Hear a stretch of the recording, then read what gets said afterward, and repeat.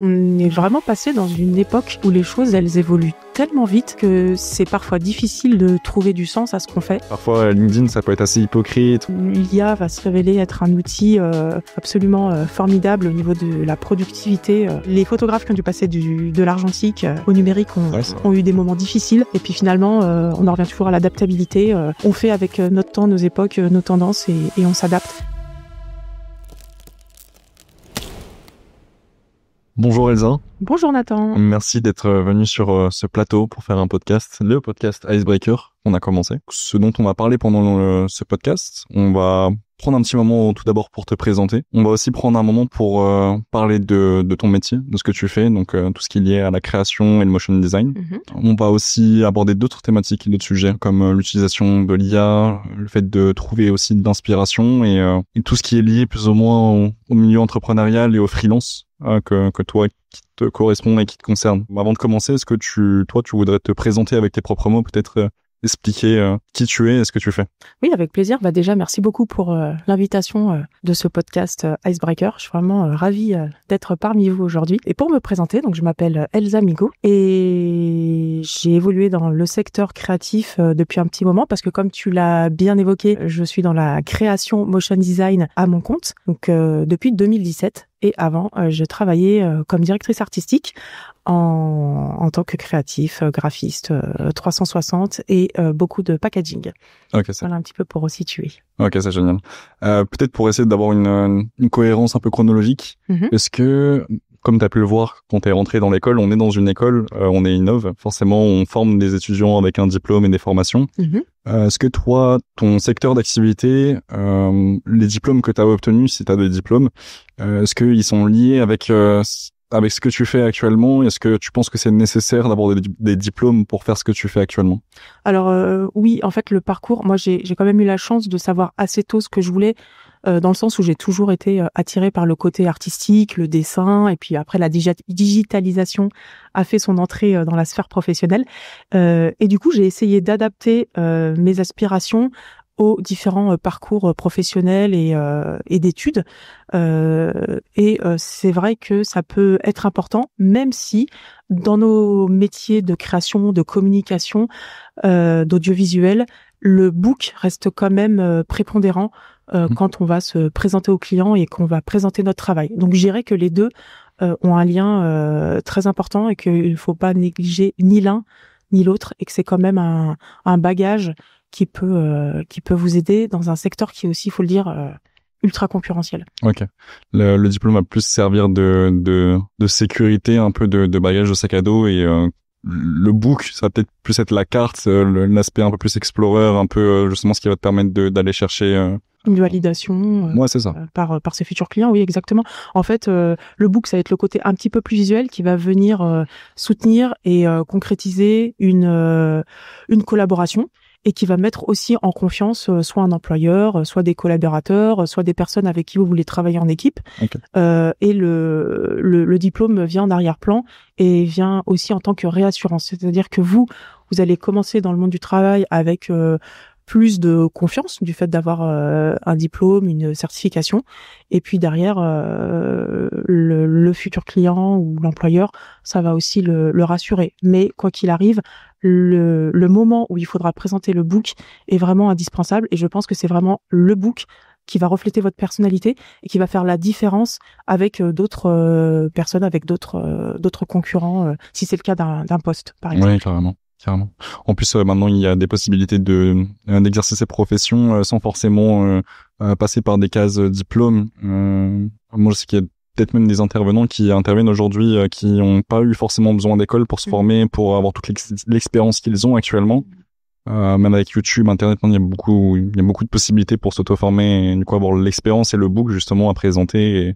Et derrière, on sait qu'on peut quand même réaliser des choses professionnelles avec. C'est vrai, on a beaucoup d'exemples de personnes qui sont autodidactes et qui ont réussi en accumulant leur expérience et en étant toujours au fait des tendances aussi. On n'évolue pas tout seul à pouvoir sortir du lot.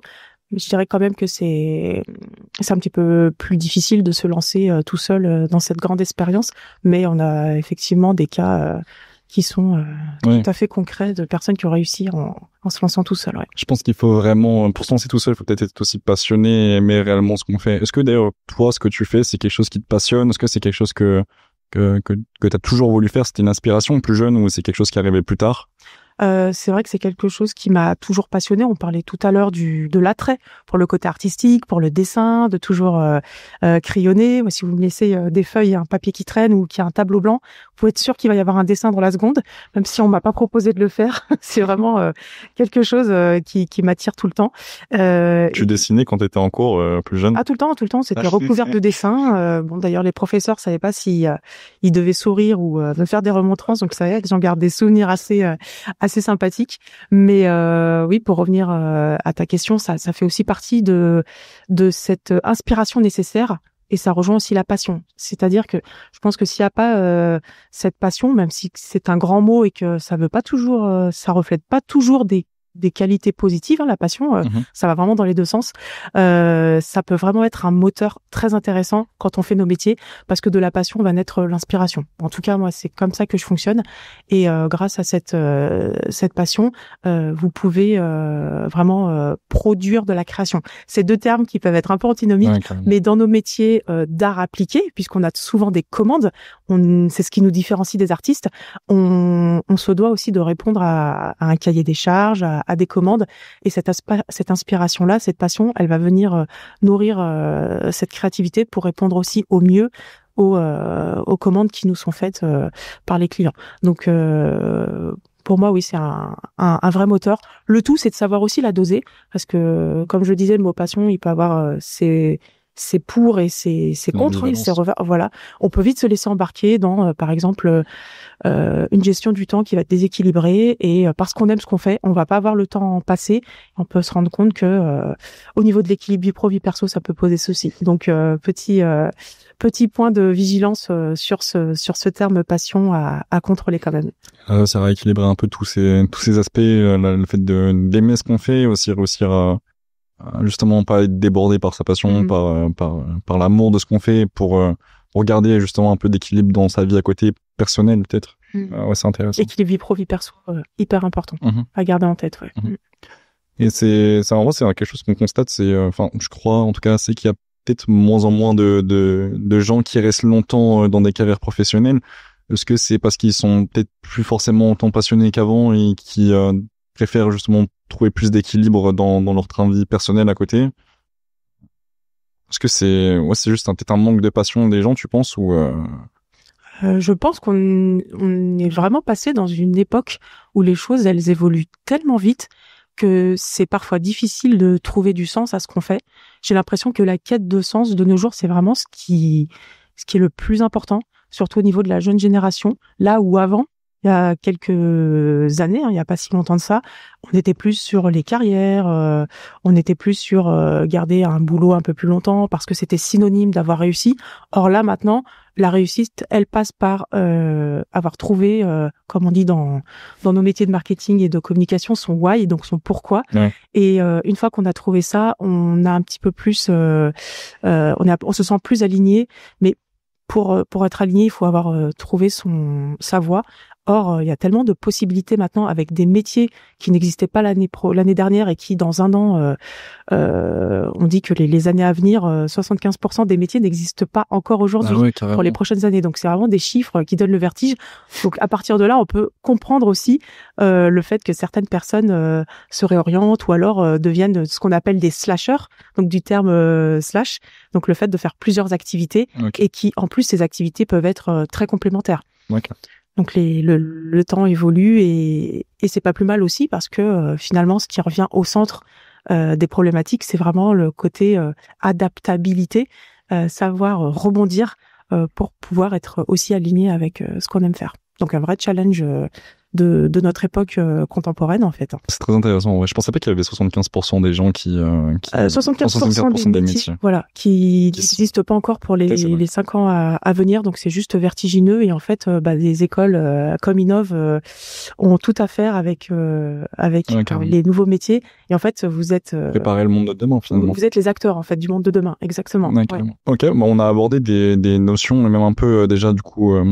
ce qui touchait de près ou de loin à de la création et du motion design. Ce que je te propose, c'est aussi un des principes de Icebreaker, c'est on est parti avec une équipe et moi poser des questions dans la rue pour voir justement ce que pouvaient penser les gens de certaines thématiques. Ok. À plusieurs reprises, à 2-3 reprises, je vais te montrer des passages de micro-trottoirs qu'on a pu faire. Ok. Et on pourra réagir dessus. Eh ben, top. Je te montre ça tout de suite. Allez. Est-ce que tu connais le terme motion design ? Alors j'en ai entendu parler dans mon entreprise. C'est pas un terme avec lequel je suis très familier. Un petit peu, mais j'avoue que j'ai aucune notion. Tu sais pas vraiment ce que c'est ? Pas vraiment. Non, du tout. Non. Motion design, un petit peu. Je vois un peu le genre motion design, le mouvement, le design, du coup. Ouais. Je me dis que c'est un truc qui bouge. Bon, Elsa, du coup, comme on a pu le voir, les gens semblent ne pas trop savoir ce que c'est. Même les jeunes, peut-être le terme, en tout cas motion design, il ne semble pas trop... Connu pour eux, ouais. Ouais, c'est ça. Est-ce que toi, tu pourrais définir justement ce que c'est, puisque tu travailles dedans de proche ou de loin? Ouais, le redéfinir, bien sûr. En tout cas, c'est hyper intéressant, ces micro-trottoirs. On sait jamais comment les gens vont aborder la thématique, et puis vous avez choisi des âges et des genres différents. Donc, ouais, pour le coup, c'était vraiment intéressant. Et effectivement, je pensais pas que les plus jeunes, même s'ils sont complètement immergés dans l'univers du motion parce qu'il est partout, avaient du mal avec ce terme-là. Et ben, du coup, pour le redéfinir ensemble, le motion design, déjà, on part sur un anglicisme avec deux termes qui vont composer la discipline. Donc motion, le mouvement, et design, effectivement, tout ce qui va avoir attrait à la création, au design, et pour le coup au design graphique qui va passer en animation. Donc pour faire simple et aussi pour repasser en français, on peut traduire le motion design par de l'animation graphique, et dans nos secteurs de communication et de marketing, ça va être une animation graphique qui va être destinée à faire passer un message, à faire passer, à vanter par exemple les bienfaits d'un produit, d'un service, d'annoncer un événement. Là où en événementiel, dans le secteur du divertissement, on va plutôt appeler ça du film d'animation ou de l'animation traditionnelle, qui va plutôt avoir comme objectif de divertir et de faire passer aussi d'autres messages, mais à vocation de divertissement. Donc on passe plus dans le domaine cinéma, audiovisuel, film d'animation versus la com, avec un message très précis à faire passer avec des enjeux. D'accord. Donc ce qui distingue le motion design et l'animation, ça va plus être l'utilisation qu'on en fait.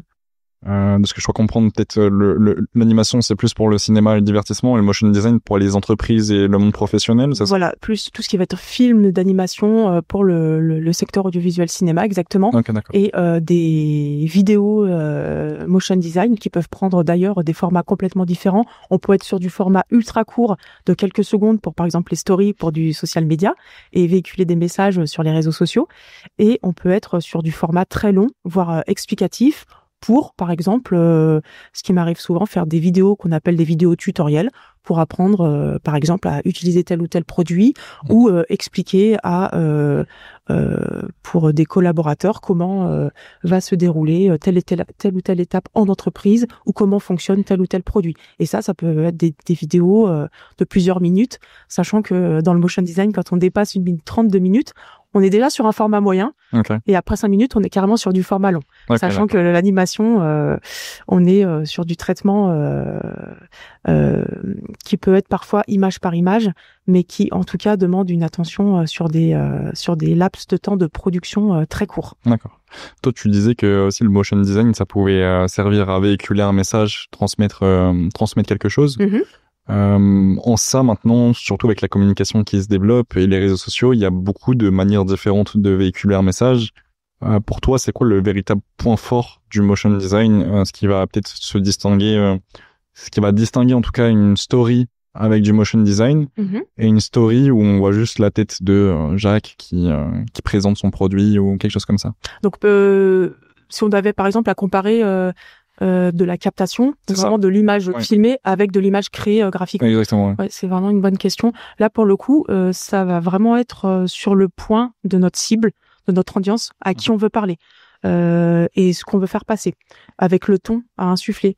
Pour reprendre ton exemple, si on a quelqu'un qui est filmé et qu'on veut s'adresser à des collaborateurs de manière formelle, avec une identification plutôt réaliste, on aura plutôt tendance à filmer les personnes et à être fidèle à la réalité avec des outils de captation traditionnels. Donc quand je parle de captation, ça va être tout ce qui nous sert à capter l'image. Donc ça peut être aussi bien des caméras, des appareils photo, ou alors les iPhones ou tout ce qui est smartphone, qui sont maintenant de plus en plus évolués au niveau des pixels, de la résolution d'image. Là où on va utiliser, on va avoir recours au motion design et avec une création d'images, ça va être plutôt pour faire passer peut-être des concepts qui n'existent pas. Donc du coup, la création d'images va vraiment nous permettre de partir sur des champs infinis de représentation. Là où si on devait avoir notre caméra, ça serait un petit peu difficile si le produit n'existe pas encore.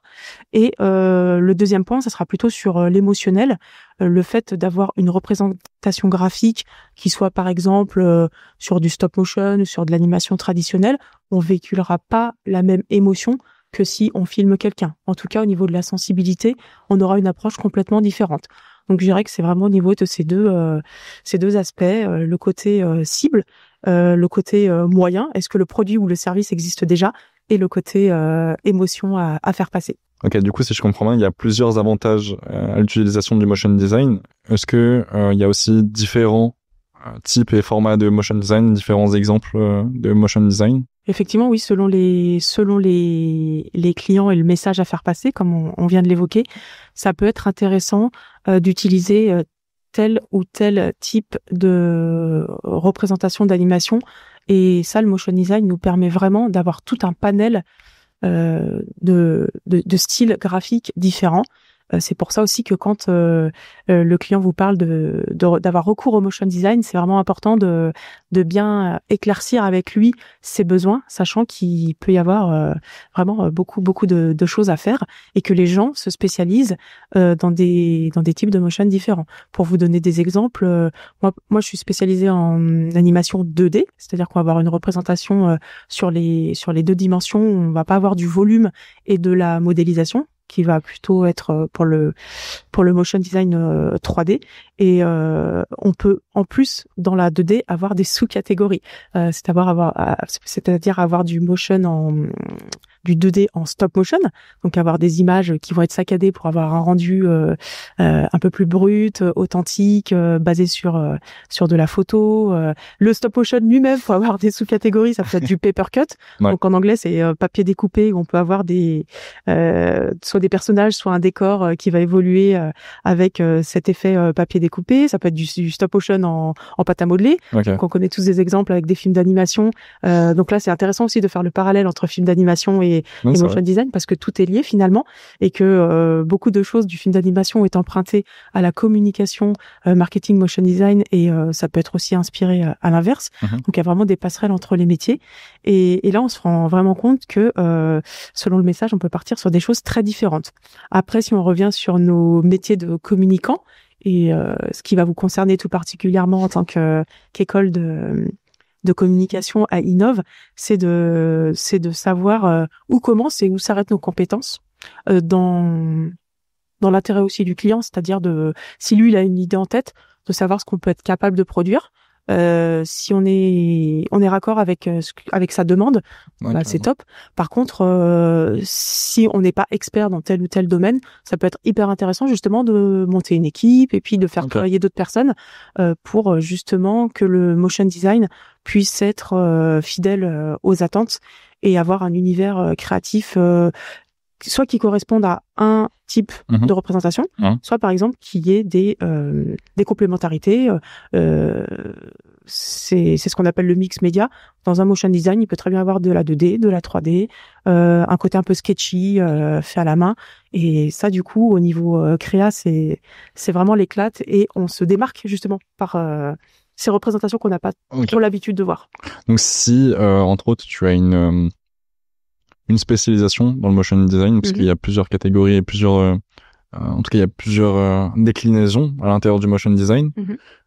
Quand tu es spécialisé, en tout cas, tu peux spécialiser aussi du coup ta clientèle et les demandes auxquelles tu vas répondre. Donc, peut-être répondre à le modelage comme tu l'as cité juste auparavant, faire que du modelage et répondre à une demande précise. Et si t'as un profil un peu plus large, un peu plus créatif, ou même tu vas t'intéresser à différentes choses sans forcément te spécialiser dans une chose, t'as peut-être une possibilité plus de construire une équipe pour répondre à des demandes plus larges aussi et répondre à plus de demandes, c'est ça? Voilà, de faire appel à d'autres personnes pour justement compléter nos lacunes, sachant qu'il y a tellement de champs à explorer dans cet univers-là que on peut pas savoir tout faire. Et c'est bien aussi de se dire je ne sais pas, je passe la main, ou alors je collabore. Et pour justement pallier à ces compétences qu'on n'a pas forcément, moi je me suis astreinte à un exercice assez particulier et très créatif que j'ai labellisé le motion du mois. J'ai essayé de le brander un petit peu, de lui donner une identité, C'est génial. et faire en sorte, depuis que je me suis lancée à mon compte, de tous les mois produire un format très court de motion design, donc qui est le motion du mois en l'occurrence, et sur lequel je vais m'exercer sur différentes techniques de motion pour pouvoir justement, alors moi me familiariser avec une technique sans forcément me prétendre experte, mais savoir de quoi je parle, pour justement, si j'ai un besoin avec un client, soit j'aurais poussé la technique pour pouvoir la développer sur la demande client et le film en question, soit en connaître assez pour pouvoir briefer la personne qui va travailler avec moi, d'où l'intérêt aussi de s'intéresser à ces différents domaines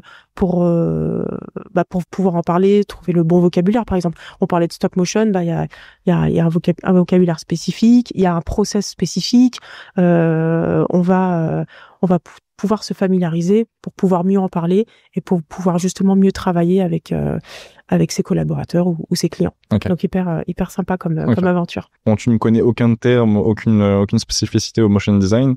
Comment est-ce que tu fais pour commencer, ne serait-ce que commencer à t'intéresser? C'est vrai que c'est la question un peu délicate, sachant qu'on est noyé sous une tonne d'informations, une tonne d'images, on a beaucoup de tutos. Donc en fait, c'est un peu le fait d'avoir le choix qui peut poser problème, ce qui est paradoxal, et c'est le paradoxe de notre époque, c'est qu'on a tellement d'infos qu'on sait pas par où commencer. Moi, j'ai été confrontée à ce problème effectivement quand je suis passée de salarié où on avait des commandes avec une certaine visibilité et puis une équipe. Donc au niveau de l'organisation, c'était beaucoup plus simple à gérer, à passer en indépendante et de devoir savoir gérer son temps aussi. Donc là, la problématique, c'était aussi par quoi je commence. Et ce qui m'a beaucoup aidé, ça rejoint ce qu'on a dit en amont, c'est d'avoir aussi une aide au niveau de la formation. Moi, je me suis formée alors sur très peu de temps, mais ça m'a donné des bases pour avoir un process et une méthodologie. Juste me mettre le pied à l'étrier pour savoir quels étaient les grands principes, du moins techniques, dans l'animation, avec le logiciel que j'ai l'habitude d'utiliser, donc en l'occurrence qui est After Effects sur la suite Adobe, et me dire un projet ça se commence comme ça, de manière générale, et ça se termine de telle manière. Si je dois collaborer, au moins j'ai une trame qui m'aide à me guider dans tout le projet, si je dois passer des fichiers. Comme j'ai donné aussi des cours en école, on est amené à s'occuper aussi des fichiers des étudiants, donc c'est de savoir aussi la nomenclature, comment on va nommer telle ou telle partie, telle ou telle étape, et ça je l'ai appris dans une formation dédiée. Okay. Donc ça c'est vraiment ce que je conseillerais, et puis après ça va nous sembler beaucoup plus facile de dérouler au fil du temps notre méthodologie en appliquant telle ou telle chaîne de tutos, ou de suivre telle ou telle personne, ou de se rapprocher de tel ou tel collectif, parce qu'on aura eu ces bases. Donc moi, si je devais donner un conseil, ça serait vraiment à la base de se faire aider par une formation où on a un syllabus, donc une grille qui est plutôt clairement définie, et après ça nous aide à trouver notre voie, et technique et graphique. Ok, d'avoir une première introduction dans un environnement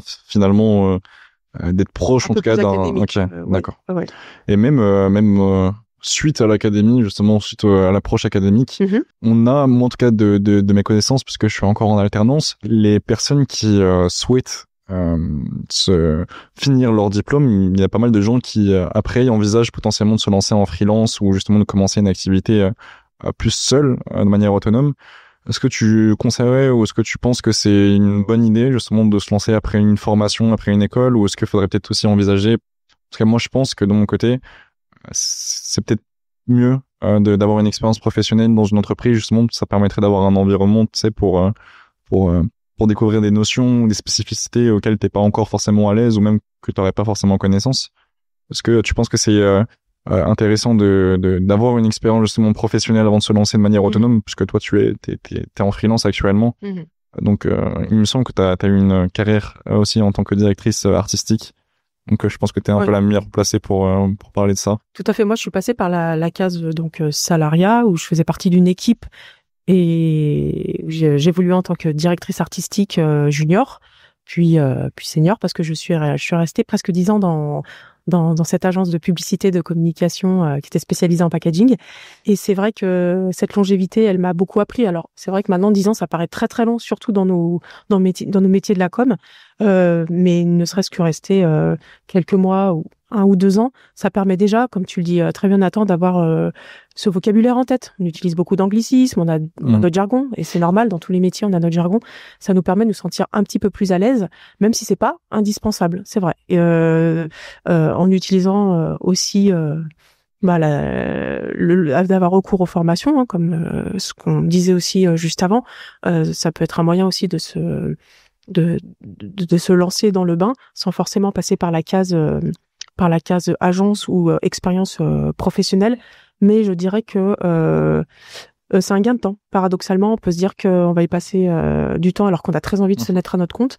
Mais finalement, ce qu'on va apprendre avec d'autres personnes, côtoyer des gens qui ont fait leur carrière dedans et qui vont être de bons conseils, ça va finalement nous faire gagner un temps précieux pour la suite. Donc je dirais c'est selon aussi nos caractères. Est-ce qu'on se sent prêt à se lancer ou est-ce qu'on carrément, ou est-ce qu'on peut attendre un peu plus en étant auprès des autres en équipe. Non, mais c'est super intéressant que tu me dises ça, parce que j'ai plus d'écho, moi, justement, des gens qui pourraient me dire que c'est une perte de temps de passer par une école, de prendre le temps justement de côtoyer d'autres personnes qui ont pas forcément aussi les mêmes connaissances que nous. Des fois, il y a des personnes avec qui on va travailler qui ont moins de connaissances, peut-être même d'autres personnes justement qui en ont plus. Et j'ai l'impression que les gens ont plus tendance à oublier ce qu'ils peuvent apporter et voient ceux qui les ralentissent, entre autres. Plutôt que de voir justement qu'il y a un intérêt derrière tout ça et qu'ils peuvent se servir des moyens qu'ils ont à disposition dans une école par exemple ou même dans une entreprise. Je pense que parfois aussi il y a pas mal de petits éléments, pas mal de petites choses auxquelles on fait pas attention et qui ont une richesse qu'il faut aller chercher parfois. Toute leur importance, c'est vrai. C'est ça. Et c'est très juste. Je pense aussi qu'il y a un deuxième. Ça me fait penser qu'il peut y avoir un deuxième avantage hyper intéressant quand tu parles de s'entourer des autres et de se rattacher à leur expérience. C'est le côté réseau en fait. Quand on va commencer notre vie professionnelle avec d'autres personnes qui ont éprouvé, qui ont testé, qui ont eux aussi eu des gros challenges à relever, finalement ça va être des alliés pour la suite de toute notre carrière, même si on les a pas tous les jours, si on les côtoie pas quotidiennement. Le réseau, c'est ça aussi, c'est pouvoir se référer, pouvoir poser des questions à des gens qu'on a côtoyés pendant notre début de carrière et qui vont être finalement nos anges gardiens tout au long de notre parcours et qui vont nous ouvrir par sérendipité des opportunités, qui vont faire des petits et quelqu'un va nous présenter à une autre personne et une autre personne et une autre personne, tout un nouvel entourage qui va être vraiment précieux. Donc c'est ce double avantage là aussi. Et encore une fois, après tout dépend du caractère, de l'envie et du rythme de la personne qui pourra bien sûr faire son carnet d'adresses, comme on dit, au fur et à mesure de ses aventures en indépendant.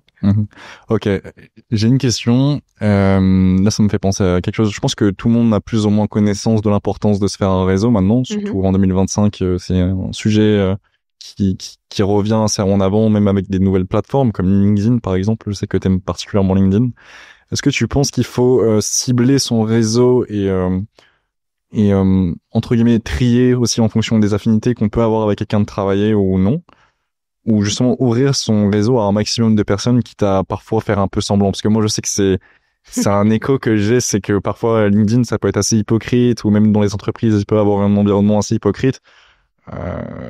Comment toi tu vois ça? Est-ce qu'il faut vraiment cibler, justement trier qui est-ce qu'on accepte sur LinkedIn, les demandes d'ajout, ou est-ce que Parce qu'on ouvre le réseau à un maximum de personnes et à LinkedIn qui pourra, tu vois. Alors c'est vrai que LinkedIn c'est le réseau professionnel par excellence, on le sait maintenant. Et en 2025 les choses elles évoluent un petit peu. Là où avant on avait tendance à se dire que c'était une CV Tech. Oui, mais pas que. En fait, LinkedIn c'est un réseau social. Donc dans réseau social on a social. Donc le but c'est vraiment de faire des contacts et des connaissances via le réseau. Et pour répondre à ta question, je dirais vraiment que il y a un entre-deux qui doit se faire. Si je prends mon exemple personnel, je vais avoir tendance à me rapprocher de personnes que j'aurais vues ou avec qui j'aurais échangé au préalable. Ou alors, s'il y a une personne entre nous, c'est les fameuses connexions au premier ou au deuxième niveau. Si la personne en face de moi est au deuxième niveau, mais que je suis vraiment intéressée par son parcours et que j'ai envie de rentrer en contact avec elle, je vais voir les personnes que j'ai en commun. Et donc ça nous donne, on va dire, une longueur d'avance et une légitimité pour rentrer en contact. Parce que si on sort de nulle part et que on prend contact comme ça, c'est un petit peu plus délicat. Alors que là, si on a des personnes en commun, d'ailleurs, j'invite tout le monde à, quand ils font des connexions, puisqu'on parle de LinkedIn, sur ce réseau social-là, à envoyer un petit message. Alors, je sais que les messages sont limités, mais de se présenter, parce qu'en fait, c'est ce qu'on ferait dans la vraie vie. Donc, c'est toujours de se dire, dans la vraie vie, comment je ferais. Est-ce que je le demande en ami, comme c'était le cas pendant des dizaines d'années sur Facebook, où on garde des relations et professionnelles et humaines. Bonjour, je m'appelle Elsa, je connais un tel, ou on s'est croisé à tel événement, ou je suis très intéressée par votre parcours. Là, tout de suite, humainement, la personne va être beaucoup plus encline à rentrer en contact avec vous. Et quelque part, c'est quelque chose de flatteur. On s'intéresse à la personne et à ce qu'elle fait. Donc, en fait, c'est vraiment un échange mutuel. Quand vous êtes intéressé, ça se sent tout de suite. Quand les intentions, c'est vraiment de faire de la quantité plutôt que de la qualité, ça vaut pas la peine. Et puis, même pour vous, vous allez vous retrouver avec des milliers de contacts. À quoi ça va servir? Vous pouvez toujours privilégier un contact un peu plus humain, basé sur l'échange, mais sur la qualité plutôt que la quantité. C'est super marrant que tu me dises ça parce que je suis passé par LinkedIn pour trouver les personnes avec qui je pouvais m'entretenir et faire ce podcast. Et au moment de ma recherche et de la consultation des profils, du coup, j'ai envoyé des demandes pour pouvoir envoyer ce fameux premier message. Alors et étonnamment, tu es la seule personne qui m'a envoyé un message dès que je t'ai ajouté. T'as pris cette démarche de qui confirme l'arrêt. Mais non, mais c'est super dur au contraire parce que je me suis dit d'habitude je dois démarcher les gens, je dois aller leur parler, leur envoyer un message, et là cette exception-là, c'est que toi tu m'as envoyé le message alors que je t'ai juste ajouté, et je trouvais ça vraiment du coup intéressant et ça me donnait envie de faire le podcast avec toi. Qui est cette personne qui m'envoie un message? Avant tout, moi j'étais très contente. Déjà on avait des personnes en commun, c'est ce qu'on évoquait. Oui. Et puis de deux, j'étais très contente que tu m'ajoutes. Déjà parce que je connaissais Innov. Voilà, on se retrouve toujours dans cet écosystème qui est rassurant. On sait que on a des personnes en commun. Et puis de deux, c'est toujours plaisant d'avoir quelqu'un qui vous fait une demande d'ajout et qui en plus fait partie de votre entourage professionnel, donc ça ouvre des opportunités. Voilà. Après, il faut. J'en profite aussi pour faire un autre petit point de vigilance là-dessus. On a tous des quotidiens hyper rythmés, hyper speed. On a souvent pas le temps de répondre, et quand on veut le faire, on n'y pense plus. Donc, je jette pas la pierre. Moi-même, j'oublie souvent de répondre, même si je me fais quand même un point d'honneur à essayer de répondre à tout le monde, parce que justement, ça peut être mal perçu. Et je pense que ce côté susceptibilité, ça concerne tout le monde, mais il faut le laisser un petit peu de côté parce que on peut tous avoir eu des empêchements, et c'est pas grave en fait. Et si on renvoie un message, là on se rend compte que la personne va très souvent s'excuser de pas avoir eu le temps ou n'y a pas pensé à vous répondre, donc c'est pas grave. Faut pas se formaliser là-dessus. Ouais, carrément. Je suis d'accord. Ok, je pense qu'on a fait pas mal de sujets et le tour de cette thématique. Ce que je te propose, c'est de passer directement à la deuxième thématique. Ok, let's go. Avec du coup, pour introduire cette deuxième thématique, un nouveau micro-trottoir qui sera porté du coup un peu plus sur comment est-ce que toi tu fais dans ton milieu pour trouver l'inspiration. Grande question. Toutes les branches créatives, comment vous faites pour trouver l'inspiration? On regarde ça tout de suite. Quand t'es en manque d'inspiration, comment elle vient? Comment est-ce que tu trouves justement l'inspiration? J'arrête d'essayer d'y réfléchir, je regarde des mangas, j'écoute de la musique, je vois des vidéos YouTube, et à un moment il y a un truc qui me fait penser à un truc, et puis et tout s'enchaîne, c'est ça. Moi l'inspiration, j'avoue que ça vient par moments. En général, je me promène ou j'écoute de la musique. Bon, alors sur le passage qu'on vient de voir, il y a quelque chose qui a retenu mon attention, et le monsieur a dit, il y a un truc qui me fait penser à un truc. Est-ce que toi, pour trouver l'inspiration, t'as besoin de trouver cette inspiration ailleurs, dans d'autres œuvres, ou est-ce que c'est plus la chance? C'est un peu le destin qui fait que d'un coup, éclair d'inspiration. Comment tu trouves l'inspiration, toi? C'est vrai que le sujet de l'inspiration, c'est un gros sujet. J'ai tendance à dire qu'on est tous créatifs. On a tendance à le ramener à nos métiers, mais en fait, on a tous une part de créativité qui peut nous servir dans notre vie quotidienne. Et c'est vraiment quelque chose qui permet, selon moi, de s'épanouir, de sortir du cadre, de voir autre chose que ce qu'on fait un petit peu machinalement finalement. Et l'inspiration, c'est vraiment une fenêtre sur le monde. Comme disait la première personne interviewée, c'était intéressant parce que elle évoquait le fait de faire ce break avec la routine pour trouver l'inspiration.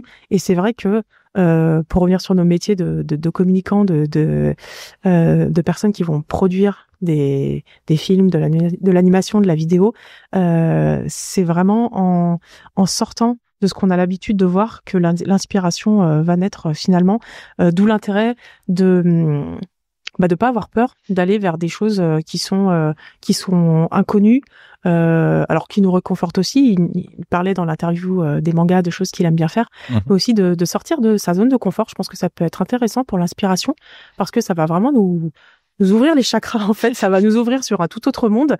Moi, je sais que j'aime beaucoup l'art contemporain parce qu'on a des choses complètement alambiquées, des fois qui sont très sérieuses et des fois qui partent dans tous les sens.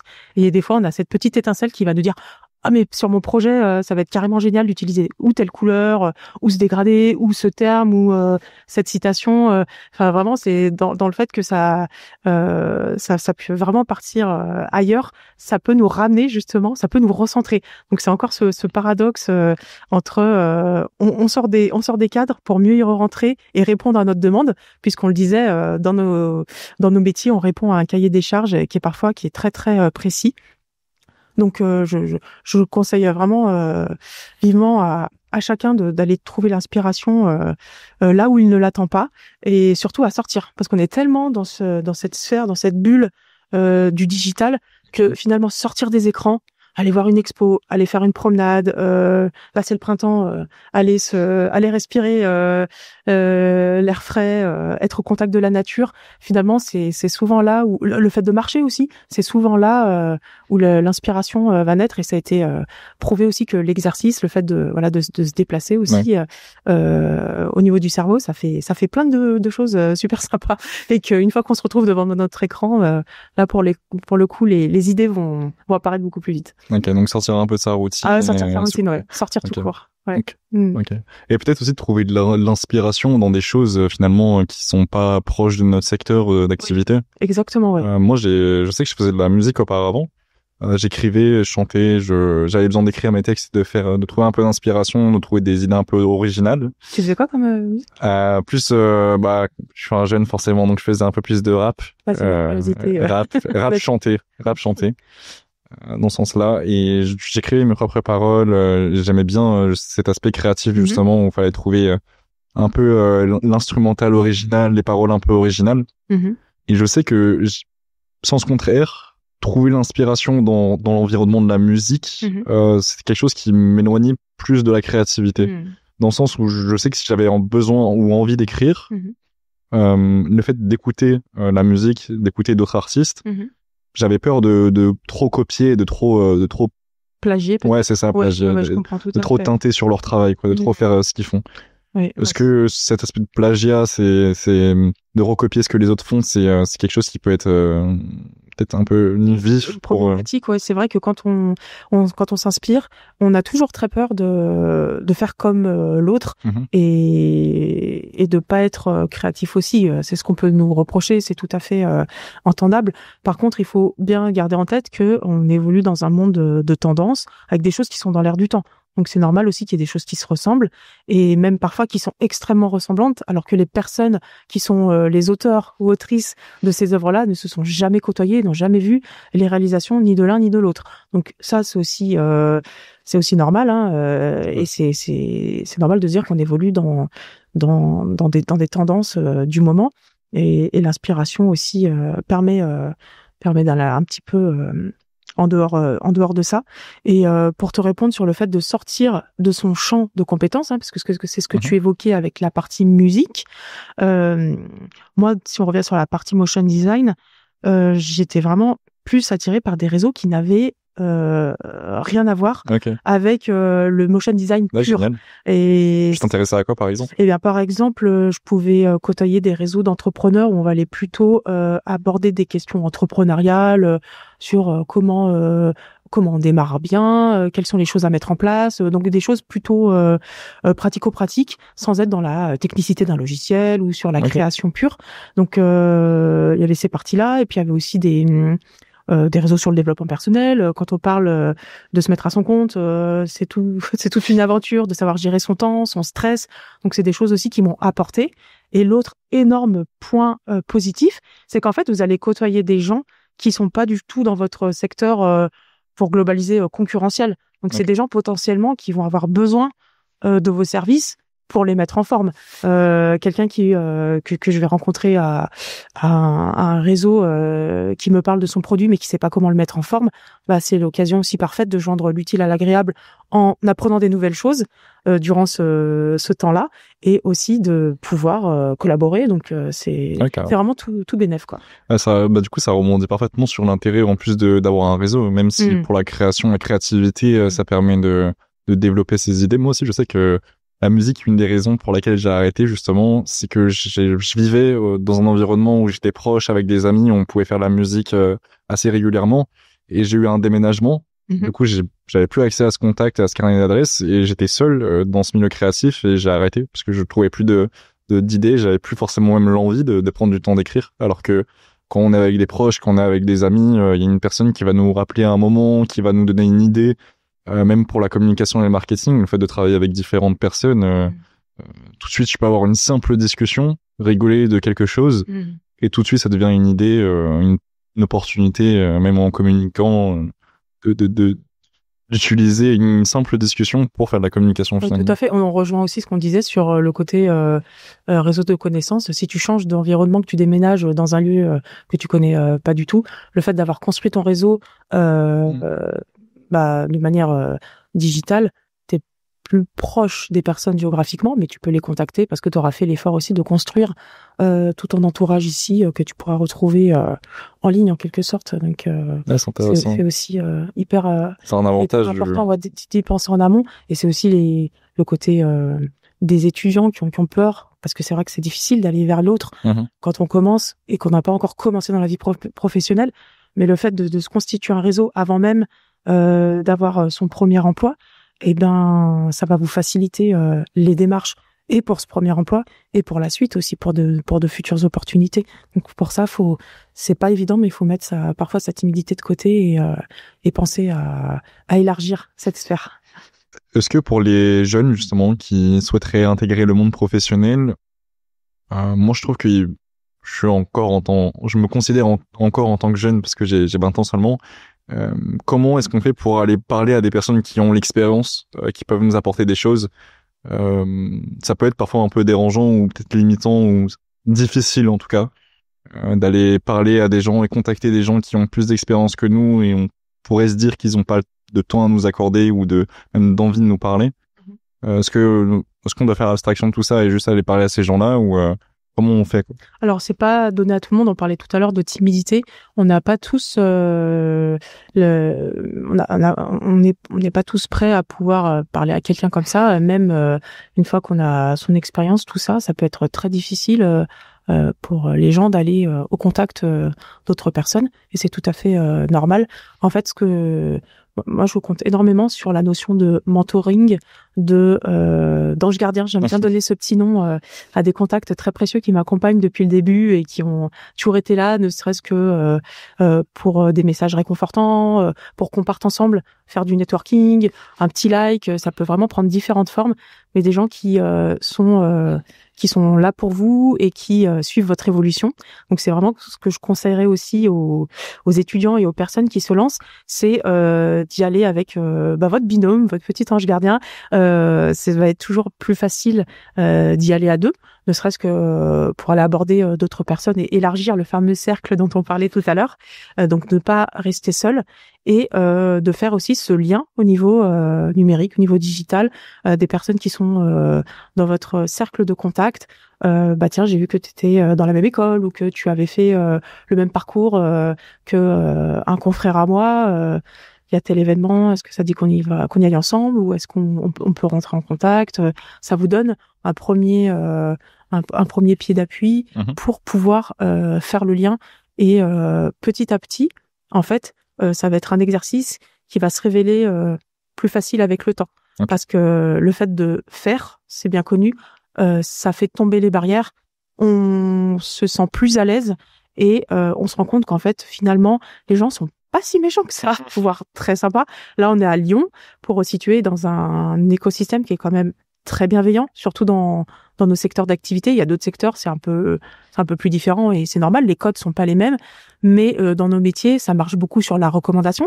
Quand on a trop ou pas assez de travail, on est très content d'avoir un confrère ou une consoeur à qui on va pouvoir déléguer ou demander des conseils ou qui va nous donner du travail. Donc on peut pas se marcher sur les pieds. Et d'ailleurs, c'est pas sympa de base. Et de deux, dans nos métiers, ça ne fonctionne pas. Les choses vont très vite. Si vous faites les choses bien, ça va savoir très vite. Si vous êtes quelqu'un vous n'êtes pas droit dans vos bottes, ça va savoir très vite aussi. Donc autant faire les choses correctement. Et en fait, les personnes l'oublieront pas et vous renverront l'ascenseur. Donc c'est vraiment un conseil précieux que je peux donner. On est un peu tous pareils et quand on va en plus à des réseaux, c'est pour le même objectif. Si on fait des contacts, tant mieux. Et si on y va juste comme ça sans forcément avoir d'idées derrière la tête, voilà, on finit toujours par faire des bonnes connaissances ou à apprendre des choses. Donc entourez-vous et puis ça ira de mieux en mieux. Bah, c'est un super conseil. Entourez-vous. Entourez-vous. Je pense qu'on a fait un bon tour sur la thématique. On a abordé beaucoup de sujets qui étaient intéressants. Je vais t'inviter du coup à regarder le troisième micro-trottoir qui est sur l'IA. Je pense que c'est quelque chose qui nous concerne un peu tous en ce moment. Est-ce que tu penses qu'utiliser de l'intelligence artificielle, c'est tricher ? Je pense qu'on peut s'en servir intelligemment en prenant les choses dont on a besoin, mais pas en recopiant et en faisant du mot à mot. Je trouve que ça, c'est tricher, ouais. Si on en a besoin dans la créativité, je trouve que c'est tricher. Parce que la créativité, c'est censé être spontané, alors que si tu as besoin pour d'autres choses, pour des calculs ou des choses un peu plus différentes, je trouve que c'est bien. Mais il faut savoir l'utiliser. Puis, si c'est utilisé tel quel et copier-coller, ça peut être tricher. Mais par contre, oui, en outil, c'est génial. Ça remplace quelqu'un avec qui discuter pour brainstormer. Ça peut être vraiment cool si on sait l'utiliser. Pour l'instant, je trouve pas. Je trouve que l'IA, c'est plus un outil que quelque chose qui va venir remplacer quelqu'un qui crée. Sur le micro-trottoir qu'on vient d'écouter et de voir, je pense qu'on est un peu tous, en tout cas dans le monde professionnel, on commence déjà un peu tous à utiliser l'IA. Moi le premier, on va pas mentir. Tout le monde s'en sert en tant qu'outil, comme les personnes disaient sur le micro-trottoir. Est-ce que tu penses que c'est simplement un outil ? Est-ce que tu as la même vision qu'eux, c'est-à-dire simplement un outil, mais on garde en tant qu'humain notre créativité et on apporte quelque chose à l'IA? Ou est-ce qu'on risque d'être mangé par Exactement. Est-ce qu'on va se faire remplacer par les robots? Qu'est-ce que t'en penses? Déjà, l'IA, c'est la question d'actualité. On peut pas passer outre. C'est vraiment une problématique qu'il faut tous garder en tête parce que qu'on le veuille ou non, on va tous être confrontés à ces usages. Donc autant en faire bon usage justement et savoir de quoi on parle plutôt que d'en avoir peur.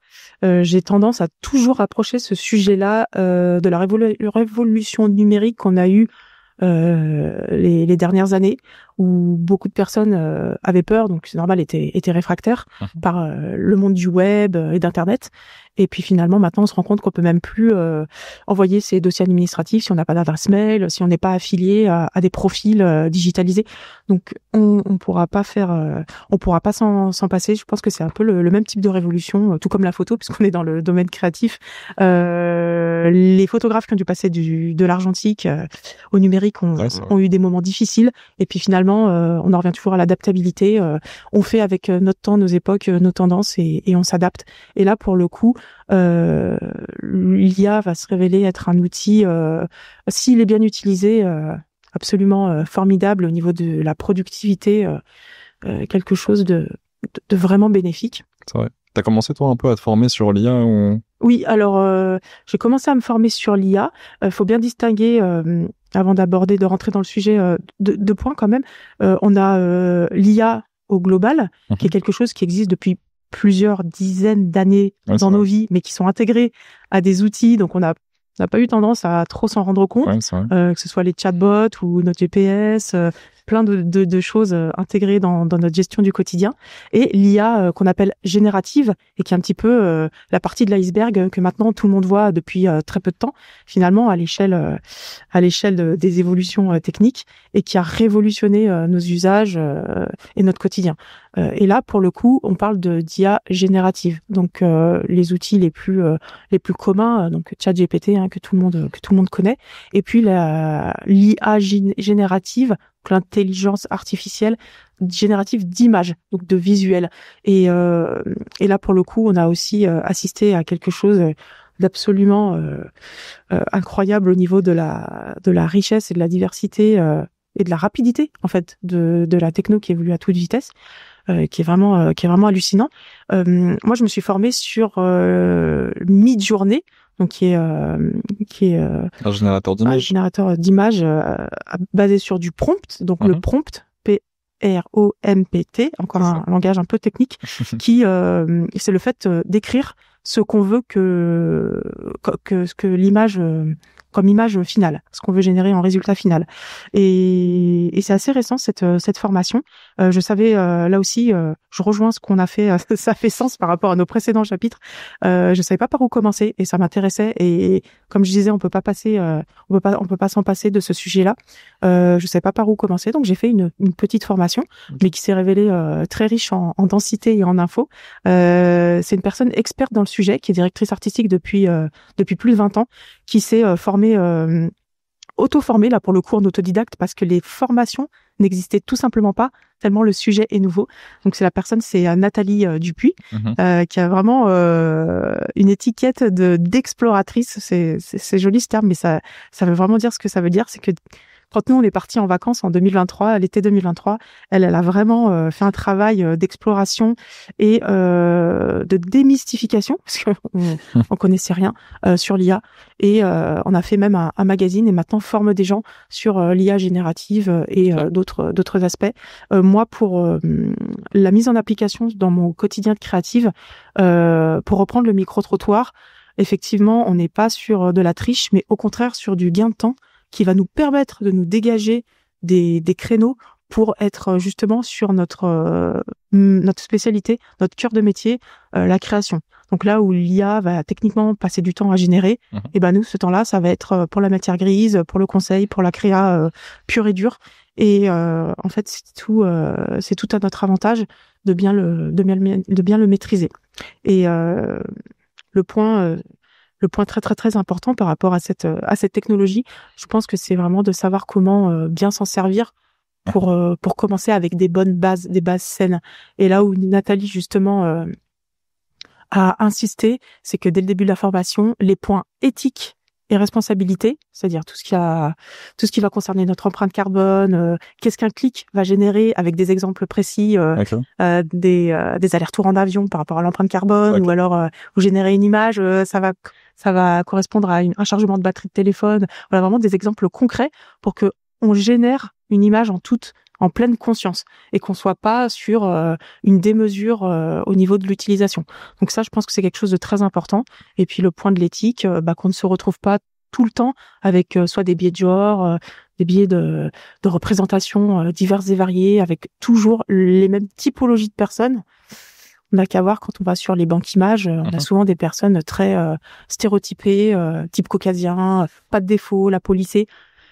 C'est à nous de renverser un peu cette tendance parce que ce système est basé sur de l'entraînement. L'entraînement, c'est à force de faire des prompts, on le disait tout à l'heure, d'avoir les bons textes, les bons mots à la machine.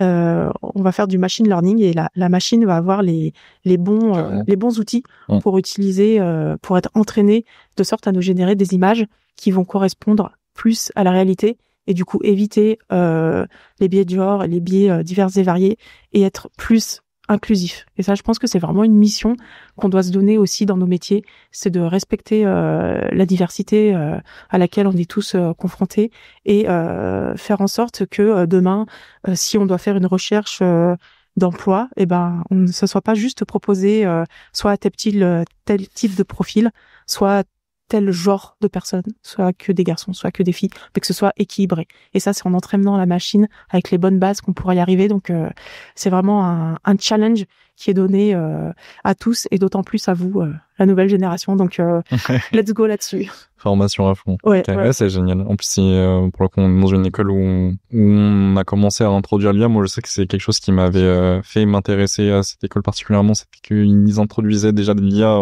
en 2024 dans leur formation, du coup ça m'intéressait. Donc, pour toi, entre autres, l'IA, c'est une sorte de baguette magique, plus ou moins, sur laquelle il faut se moraliser pour avoir une bonne utilisation de ses pouvoirs. C'est-à-dire que si on se moralise bien quant à son usage, l'utiliser pour de la fonction, pour des choses utiles et peut-être pas de la créativité, et même sur l'aspect plus environnemental et éthique, ça peut avoir un bienfait et un aspect positif. Exactement, la baguette magique avec ce contrôle-là qui vient de nous, et ce contrôle, on va l'acquérir justement en ayant des connaissances et en étant formé par les bonnes plateformes, les bonnes personnes, ce qui est toujours plus sympa. On en revient toujours à l'humain. Voilà, baguette magique contrôlée. Ok, c'est génial. Et comment toi ça t'aide pour l'aspect création motion design? Je peux donner des exemples concrets parce que c'est vrai qu'on a parfois du mal à s'imaginer. Moi, du coup, je réalise des films graphiques destinés aux entreprises, rencontres, collectivités, start-up, donc vraiment des choses qui doivent être vulgarisées et être comprises souvent en très peu de temps, en quelques secondes. Donc, je vais avoir tout un process qui va être découpé du conseil avec le client. Donc, trouver les bons termes, les bons mots, jusqu'au livrable. Entre-temps, on a un scénario avec des termes adaptés et toute la partie imagée visuelle. Par exemple, si on revient sur les premières parties, l'IA va m'aider à trouver des synonymes pour pas me répéter, pour être plus proche d'un secteur en particulier, de trouver les bons termes. Au niveau de l'image, je vais gagner du temps sur un champ visuel. Il va me faire des déclinaisons ou des moodboards. Donc les moodboards, c'est vraiment des concepts au niveau de l'image pour aider le client à s'imprégner d'un univers. Donc là, je vais aussi gagner du temps, mais l'idée de base, c'est moi qui l'aurai. Donc finalement, il n'y a pas cette dualité, cette dichotomie entre vous et la machine. C'est vraiment un sorte de partenariat quelque part pour arriver au résultat souhaité en ayant des itérations. Donc là aussi, nouveau terme, le fait de faire répéter, de faire des déclinaisons, de faire des essais en pleine conscience aussi. Ah, d'accord, ok. Sans être dans l'excès. C'est génial, ok. Une bonne utilisation. Je pense qu'on a fait un super tour du sujet. Ouais. En réalité, pas mal de choses à dire, c'est vrai. C'est génial. En même temps, c'est un sujet qui est tellement vaste. Et puis, de toute façon, on a prévu aussi un icebreaker avec Nathalie Dupuis que tu as présenté précédemment. Donc, on aura le temps d'approfondir ce sujet qui est de l'IA, finalement. Est-ce que tu as une dernière chose à ajouter sur la fin de ce podcast? Est-ce qu'il y a une thématique ou un sujet que tu aimerais aborder, peut-être pour une aventure professionnelle ou une expérience professionnelle à venir? Une annonce à faire ou... Me concernant, pas mal d'actu.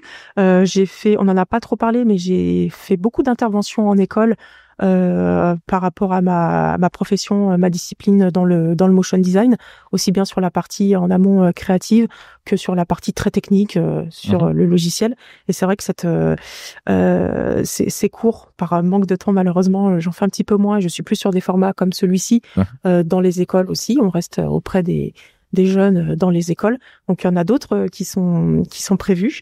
Donc c'est vrai que ça me motive beaucoup dans le quotidien parce qu'on sort aussi de notre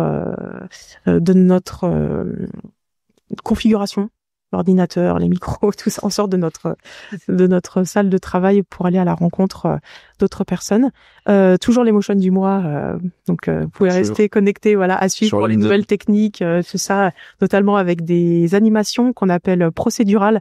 Donc basé sur des mouvements géométriques et répétitifs. Donc c'est un univers qui est assez particulier, qui me fascine.